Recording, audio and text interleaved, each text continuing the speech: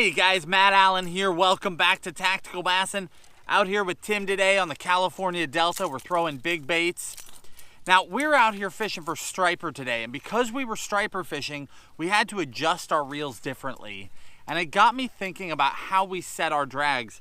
And we do periodically get questions from you guys about setting your drags for various baits, especially big baits. So today we're going to talk about the right ways to adjust the drags on different reels for different baits when you're throwing the swim bait, throwing the big bait, so that you have the absolute best odds of putting those big fish in the boat. It's hard enough to get the bites. You don't want something as simple as drag adjustment to burn you and screw it up. So there are a couple of factors that are going to play into how you set your drag. One is going to be whether you're throwing a bait with a jig hook or treble hooks. The next is going to be how strong the reel and the rod are. And then third is going to be the size of fish you expect to be interacting with. We talk a lot about locking our drags down when we're swim baiting. That's true. Yeah. We talk a lot about locking our drags down when we're throwing the big baits. And we do mean that literally. We mean locking them down. But there's a give and take with that. See, I'll just share a bad experience with you from my own bass fishing. I've locked drags when throwing those jig hook baits for a long time. And I truly mean, I'll just tighten that sucker down until you can't force line. Really lock it down. People don't realize how much force you can put on that reel without screwing it up. You can really lock that drag. And it's stuck. I like to do that so that it just does not fail. No matter what happens with that big heavy jig hook, because the hook is strong, line's strong, rod's strong, reel's strong, nothing's going to fail. So I'll lock that down so that I know that when I get the right bite, I don't have drag slip and screw up my hook set. However, over the years, I have had 3 times where I hooked a largemouth strong enough to break my line because my drag was locked. And I'm fishing somewhere between 60 and 100 pound braid. 65 and 100 pound braid. Either 65, 80, or 100.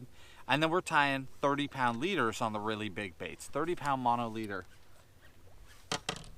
And you wouldn't think that a largemouth could break 30 pound on a straight pole. But I'm telling you, 3 times in my life, I've had it happen. There's no nick in the line. They didn't get me wrapped around something. Interacted with a truly giant teener bass. And they were able to pull so hard, and I couldn't get that drag unlocked fast enough that plink, they broke. And when you reel up, it's not the connection knot. It's not a hook failure. Middle of the leader, they blow that thing up. So there is that give and take. There's that gamble. So oftentimes when we say that we're locking the drag, what I actually mean by that, if you're going to be around monsters. Now, the term monster is relative, right?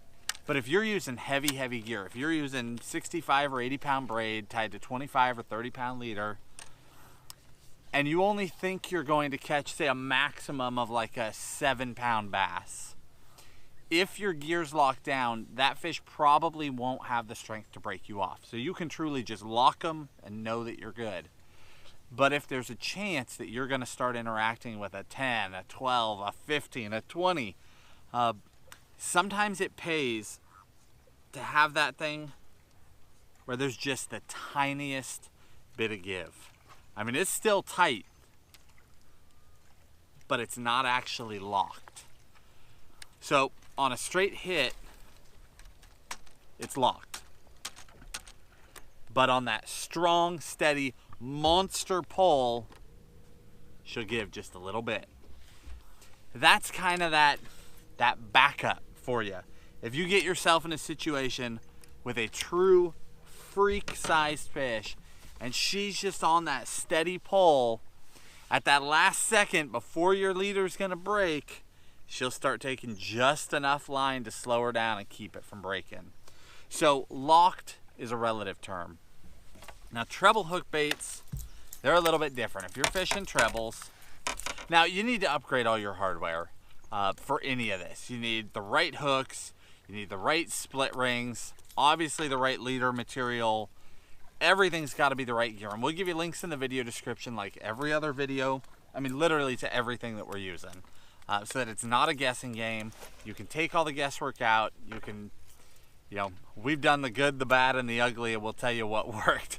So you can just use the right stuff. But treble hook baits are a little bit different. Treble hook baits, you need a little bit of give, because each individual hook point is much smaller than that jig hook.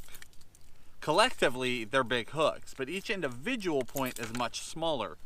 So if a big bass ends up on one of those small points, instead of really getting the hook, it's pretty easy for him to bend out a single point. So you're going to need some give. Now it's tight. Don't let it mislead you. I'm pulling hard, but there's give there.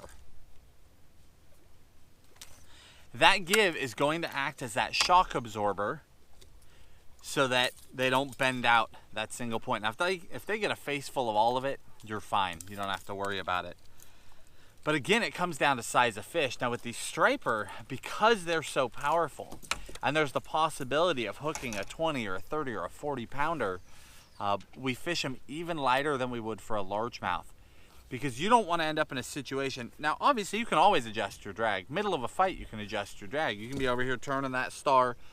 But that means two things. It means you're not fine-tuning it, so you don't know if it's perfect. And you've had to stop reeling against that fish to try and adjust it.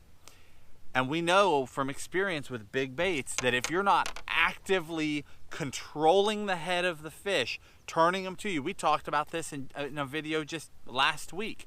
If you're not actively controlling them, keeping that head pointed towards you, that fish can throw a heavy bait. They can't throw a crankbait or a jerkbait per se, but a big heavy bait barely pinned in there, if they've got room for that shake, they can toss that thing right out. So you want to be accurately adjusted, dialed in ahead of time, so you're not fooling with it in the middle of the fight. So again, know the size of fish that you're trying to target, know the style of bait that you're going to throw, and then adjust properly. So for the striper, we're a little bit lighter than we would be for a largemouth. It's just enough to stick them. There's enough there that the hooks will penetrate before the drag starts to go, and then they can just run. A largemouth, I'm going to be a little bit tighter so that when I stick them, those hooks penetrate. There's no give at all, but if that fish ends up in a deadlock and is really digging, then there will start to be some give and it'll save that hook point. I hope that makes sense. Smaller baits are a little bit different. You know, crankbaits, baits of that style, they're their own category. I guess since I brought them up though, essentially what we do with smaller treble hook baits is we adjust. I'm specific about it. I know exactly, because I just told you don't want to adjust in a fight, but that's with the big heavy baits. I'm very accurate with a crankbait or a jerkbait or anything like that, where I set 1/4 turn tighter than I actually want to be. And that gives me a really strong hook set.